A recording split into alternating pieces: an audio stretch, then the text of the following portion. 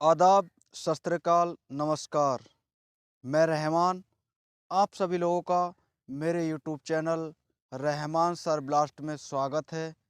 आज मैं आपको एक राजस्थान की सच्ची घटना पुनर्जन्म इसके बारे में विस्तार से बताने जा रहा हूँ। इसमें होता यह है कि राजस्थान के राजसमंद के पास में नाथद्वारा के करीब एक परावल गांव है। वहाँ पर रतन सिंह चूड़ावत का परिवार रहता है और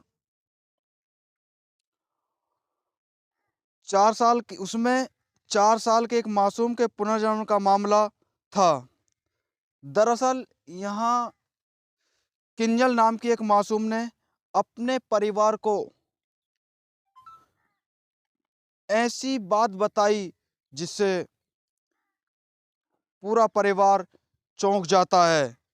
5 बहनों में सबसे छोटी बहन किंजन अपने माता पिता से उसके अपने पुनर्जन्म के बारे में 30 किलोमीटर दूर एक गांव में होने की बात बताती है, जिससे पूरा परिवार आश्चर्यचकित हो जाता है। साथ ही यह भी बताती है कि उसके परिवार में 2 बहनें और 2 भाई थे और उसके पिताजी ट्रैक्टर चलाते थे। बच्ची कहती है कि आग से जलने के बाद उसको एम्बुलेंस से यहाँ पर छोड़ा गया था।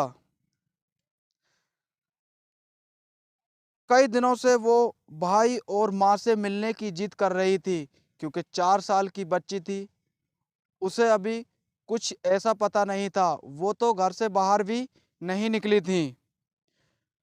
माँ दुर्गा ने बताया कि उसके बार बार पूछने पर किंजल ने बताया वो आग से जल गई थी और बाद में एम्बुलेंस वाले उसको यहाँ पर छोड़ कर गए। उसके परिवार में खेती होती थी और उसके घर के बाहर कुछ फूल के पौधे थे जो किंजल ने अपने हाथों से स्वयं लगाए थे।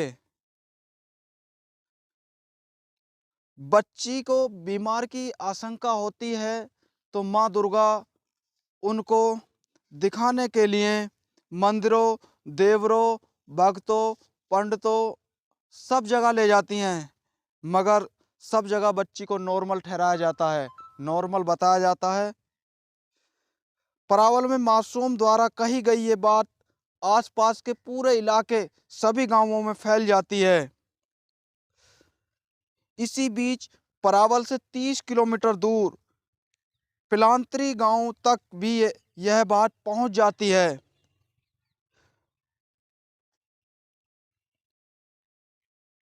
ये बात पहुंच जाती है तो गांव में आग से जलकर दम तोड़ चुकी ऊषा नाम की महिला के परिवार को भी यह जानकारी मिली। ऊषा का पियर पिलांत्री और उसका ससुराल ओढ़न में है। उषा की मां गीता पोलीवाल ने बताया कि किंजल उसके गांव में भले ही किसी रिश्तेदार के यहाँ नहीं गई, लेकिन जब वो हमारे गांव आई तो ऐसे प्रतिक्रिया कर रही थी कि वो इन्हें कितने दिनों से यहाँ पर रहती है और सभी को वो अच्छे भले भांति जानती है। उषा को जानने वाली कई महिलाओं के पास लेकर जाया जाता है तो उन्हें वो पहचान लेती है और कभी वो अपने घर की छत पर जाती है, कभी नीचे आती है। यही नहीं, किंजल ने अपने घर के बाहर लगाए हुए पौधों के बारे में पूछा तो भाई ने बताया 7 या 8 साल पहले हटा दिया था। उसने मेरी दोनों छोटी बेटियों और बेटों से भी बात की और बहुत प्यार किया। गीता ने बताया कि उसकी बेटी उषा 2013 में घर में काम करते वक्त गैस के चूल्हे से झुलस गई थी, जिससे उसकी मौत हो गई और उसके 2 बच्चे भी हैं। अब किंजन रोजाना अपने दोनों बच्चों से बात करती हैं।